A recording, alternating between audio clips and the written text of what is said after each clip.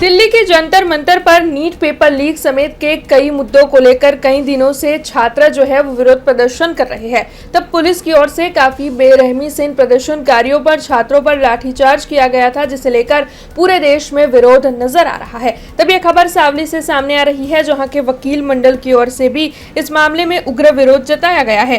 दरअसल जंतर मंतर पर शांतिपूर्ण तरीके से विरोध कर रहे छात्रों पर ये जो बल प्रयोग हुआ है, उसके सावली के वकील मंडल की ओर से निंदा की गई है और इसी के साथ जिम्मेदारों के सामने सख्त कार्रवाई की मांग भी सावली का वकील मंडल साझा कर रहा है।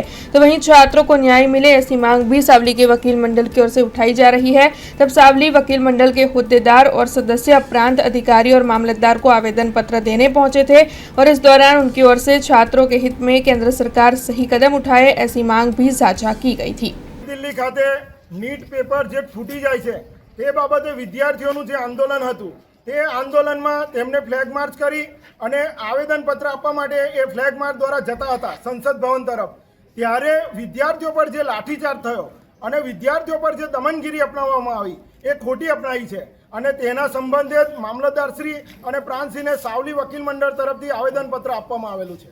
આપની માંગ સંતોષાને શું કરશો? આ માંગ નહીં સંતોષાય તો નવી દિલ્હી સાવલીનું વકીલ મંડળ જશે અને વિદ્યાર્થીઓના હક અને अधिकार માટે લડશે। जुड़े रहने के लिए हमारे YouTube चैनल को सब्सक्राइब करें और नई वीडियो की नोटिफिकेशन के लिए बेल आइकॉन को दबाएं।